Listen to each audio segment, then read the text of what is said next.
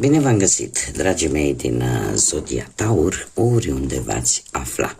Bine ați venit tuturor pe canalul meu Tarot Flor de Loto, numele meu este Nina și ca de obicei mă bucur să vă am alături atât pe dragii mei abonați, cum de asemenea și pe toți cei care sunteți poate pentru prima oară aici pe canal.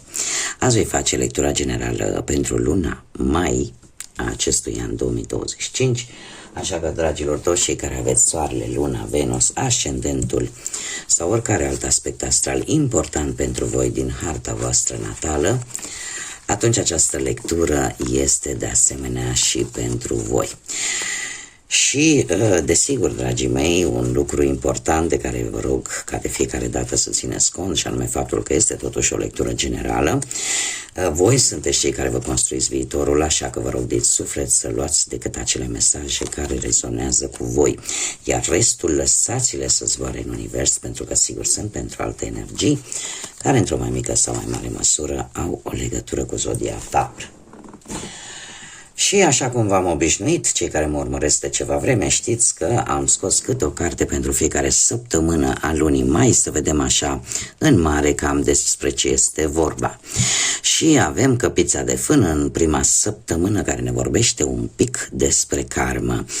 Se pare că a venit momentul să culegi ceea ce ai semănat cu ceva timp în urmă.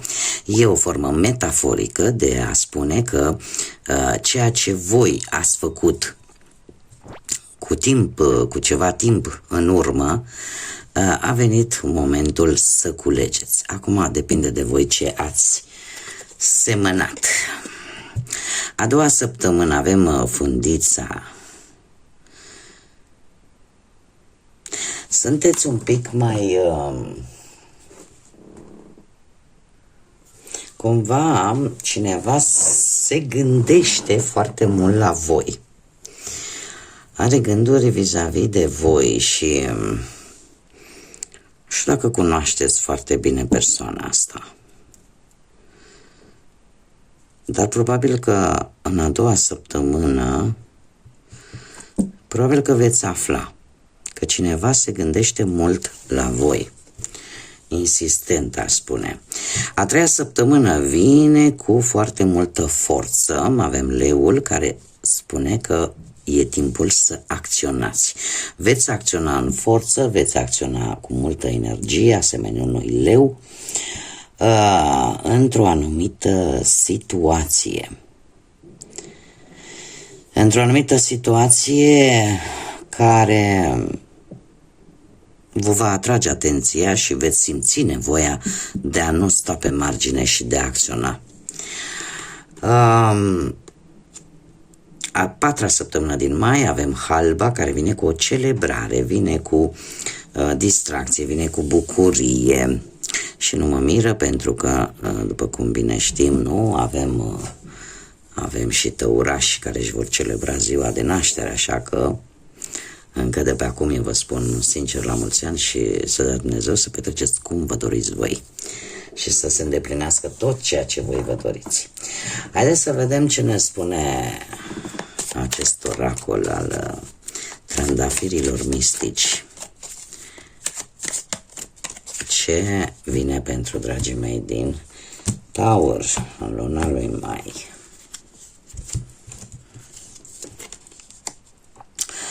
Se pare că ați avut tot felul de apeluri, mesaje, informații, pe partea amoroasă în mod special. Ați avut conversații foarte intense pe partea asta sentimentală, iar luna lui mai vine cu săgeata lui Cupidon. Doar că ceva este interesant aici. Unii dintre voi au credința, vor avea credința, cel puțin la începutul lui mai, că într-adevăr există iubire, că într-adevăr există sentimente, doar că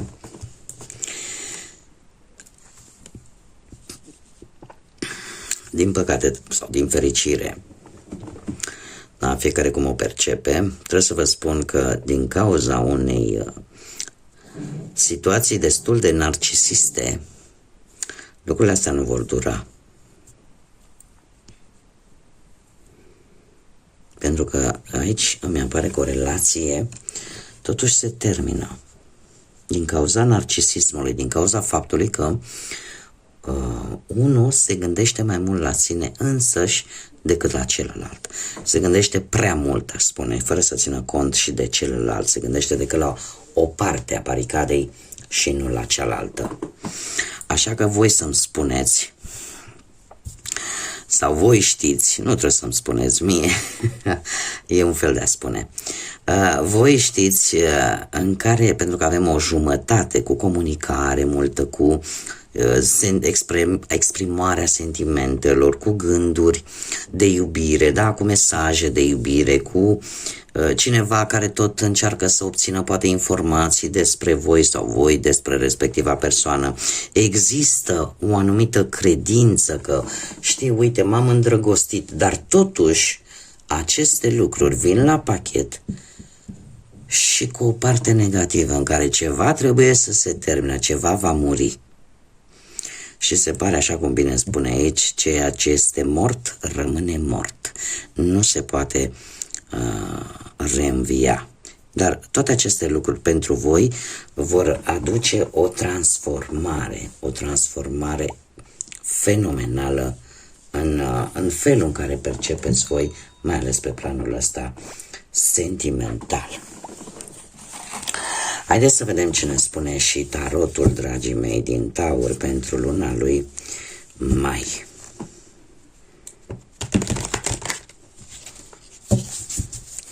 Să mă mișc un pic mai încet. Se mai întâmplă și mici accidente. Oricum, eu mă bucur că sunt alături de voi. Și așa cum pot să vă facem lecturile, nu? Pentru mai. Haideți să vedem. Pe plan profesional, ceva ați lăsat în urmă, dragilor, că a fost un job, că a fost un asociat, ceva ați lăsat în urmă.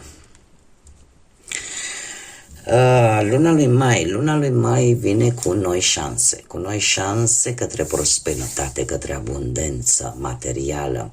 E posibil o mișcare promițătoare să vină către voi și în felul ăsta să puteți obține poate un job cu o activitate total nouă. Dar un job care pentru voi este unul destul de promițător și care vă poate aduce, cum am mai spus, abundență materială. De asemenea, avem Marele Preot Zodia care vă și reprezintă pe voi și eu aș spune că e posibil să apară niște negocieri care să depindă destul de mult de munca în comun.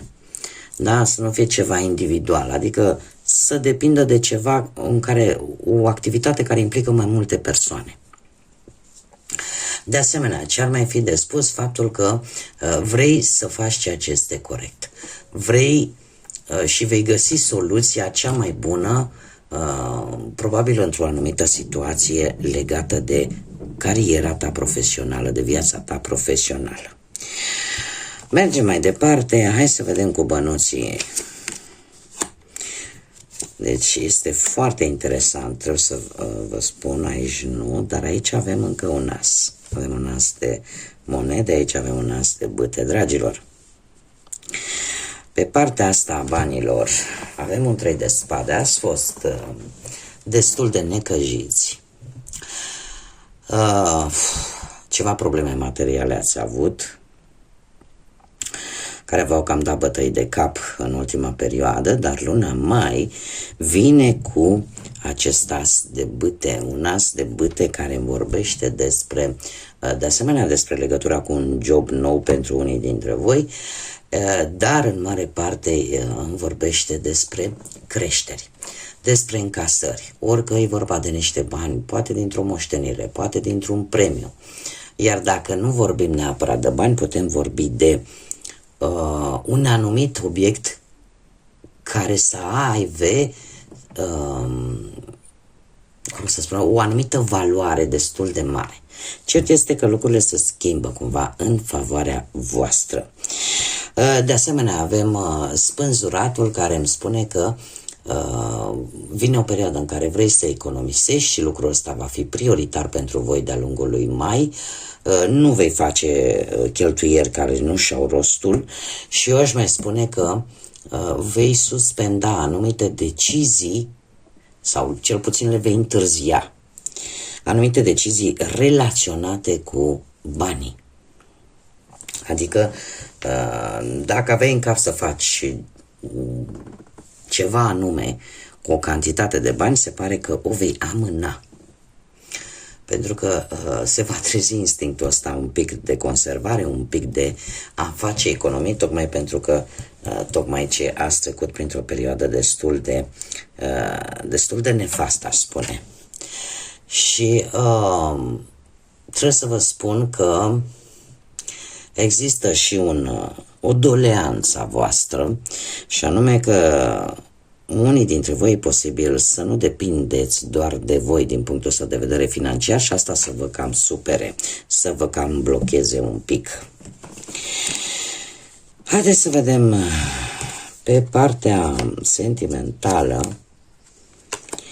Pe partea sentimentală, cei care sunteți deja într-o relație, într-o pereche, și dacă avem aici mai multe zodii, avem zodia Rac și zodii de aer, Gemeni, Balanță, Vărsător, dar haideți să începem cu începutul.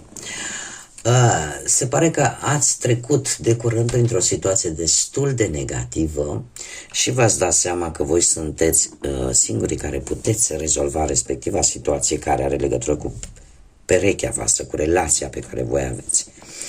Luna mai vine cu decizii și cu foarte multă hotărâre. E posibil ca pentru unii dintre voi să apară o ușoară tentație de a urgenta niște lucruri în relație. De ce? Pentru că voi veți avea acea energie foarte hotărâtă. Dar mare atenție, pentru că lucrul ăsta poate aduce mici tensiuni în relația voastră, nu știu, poate e legată de să urgentați voi, poate o călătorie, sau sunteți în faza în care, nu știu, vreți să schimbați sau să cumpărați ceva de valoare, că e o mașină, că e o casă care necesită poate să faceți o călătorie, dar vreți să le faceți, sunteți atât de hotărâți încât vreți să le faceți cât mai repede, dar mare atenție, pentru că lucrul ăsta poate aduce mici neînțelegeri în relațiile voastre. De asemenea, cu această regină de spade, trebuie să vă spun că e posibil ca un anumit personaj feminin, care poate să fie mama, bunica, soacra, sora mai mare, cumnata, mai mare, cineva oricum mai în vârstă decât voi, să aibă o influență, mare atenție, atât pozitivă cât și negativă vis-a-vis de relația voastră și vis-a-vis de ceea ce voi sunteți hotărâți să faceți. De asemenea, dacă nu vorbim de această energie, trebuie să fiți un pic mai atenți la impulsivitate și la dialogurile prea directe. Unii dintre voi, știți cum e, tot pățitul e și priceput și nu mai acceptați multe lucruri. Și de ce? Pentru că nu mai vreți să fiți răniți și atunci luați o atitudine un pic mai rece, mai distantă, când vorbiți într-un mod mult mai direct, iar lucrul ăsta poate să deranjeze și atunci impulsivitatea și dialogul ăsta prea dur, prea tăios poate să aducă inconveniente și mici neînțelegeri în relația voastră. Cei care sunteți singurei, dragilor, tocmai ce ați încheiat o etapă din viața voastră, o etapă care v-a dus poate la... Îmi cer scuze, s-a luat lumina, vom filma așa, să continui lectura, la lumina lumânăricii, sper că se vede. Deci, dragilor, cei care sunteți singurei, cum am mai spus, tocmai ce ați trecut printr-o perioadă în care poate ați cunoscut pe cineva departe, peste mări și țări, unii dintre voi, alții la o distanță destul de mare de locul unde vă aflați, iar asta va ajuta să închideți anumite etape, anumite cum să spun eu, capitole din viața voastră. Luna mai, totuși, foarte interesant. Luna mai vine cu un joc de rol, aș spune, cu acești 7 de spade. De ce? Pentru că e posibil ca această persoană pe care voi ați cunoscut-o recent chiar să fie interesată de voi. Adică chiar să vrea să vă cunoască mai bine. Și să nu fie, chiar dacă aparent eu aș zice că nu inspiră foarte multă încredere. Aveți voi senzația așa că parcă nu vă spune adevărul sau parcă nu vreți voi să mai treceți prin ce ați trecut. Adică voi v-ați pierdut încrederea în persoane. Iar lucrul ăsta e posibil să afecteze tocmai această posibilitate de relație. De ce spun acest lucru? În mod normal, 7 de spade, toată lumea fuge de el pentru că nu e o carte extraordinară, dar dat fiind faptul că avem un 8 de monede care îmi vorbește de o schimbare benefică pe care tu ți-o dorești și care, cum să spun eu, e posibil în momentul în care ești prea atent sau atentă la anumite detalii sau ceri prea mult sau ceri prea multă perfecțiune, există riscul ca lucrurile să se îngreuneze un pic. Da? Și încă un aspect foarte important pe care probabil că ar trebui să-l luați în considerare, faptul că cu cât fugiți de toate aceste lucruri, de faptul că nu mai aveți încredere în oameni, de faptul că și dacă mă minte, adică există în permanență suspiciunea asta, teoria conspirației, că dacă o să-mi facă rău, dacă trebuie să încercăm să vedem persoanele pe separat. Pentru că nu toți suntem la fel, nu toți suntem făcuți din același aluat. Știu că sunt mai ales doamnele care o să-mi zică eu, bărbații, să nu-i mai văd, să nu mai aud. Nu, din păcate și mie viața mea a demonstrat și eu am zis fraza asta la un moment dat în viața mea și viața mea a demonstrat că nu este așa. Și că sunt într-adevăr oameni care chiar merită dragostea, iubirea și afecțiunea noastră. Așa că voi o să încercați așa să vă ocupați mai mult timpul cu munca, cu una, cu alta, pentru că tocmai nu vă inspiră încredere, dar totuși să știți că nu e tocmai ceea ce pare. Și e posibil chiar să pierdeți această șansă.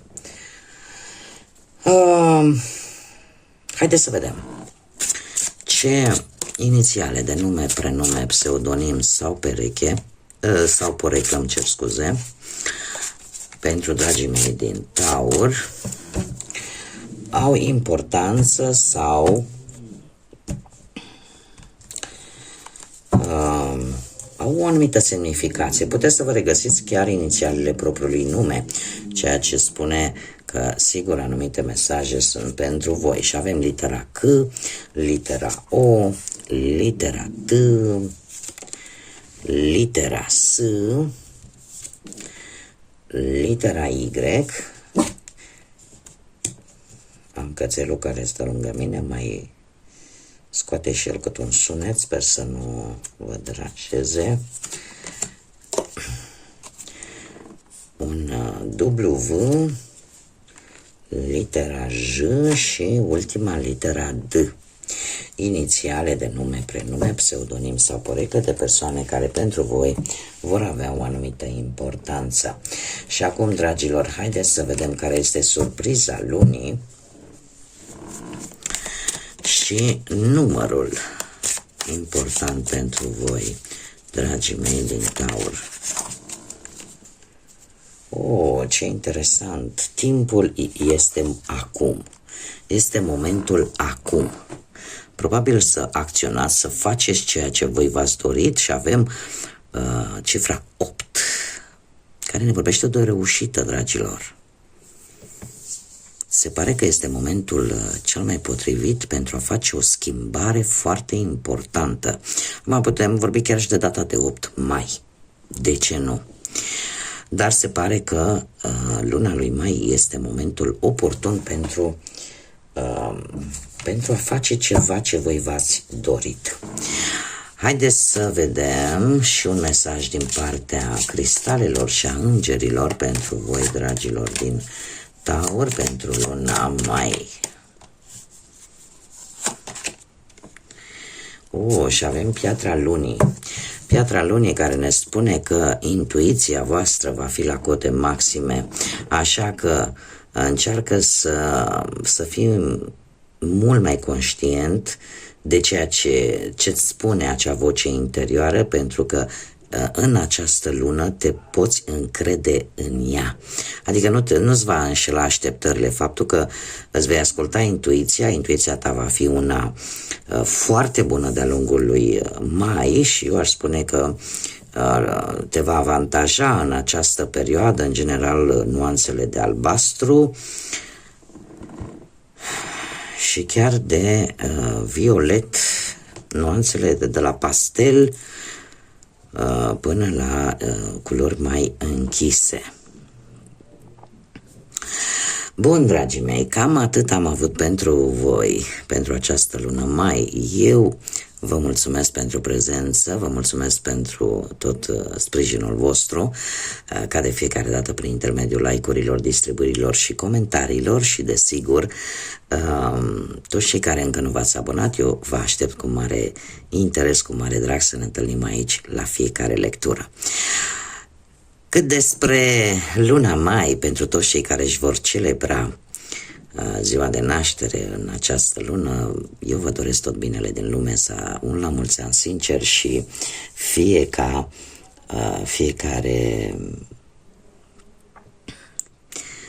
zi de naștere din această lună să vă aducă tot ceea ce voi vă doriți.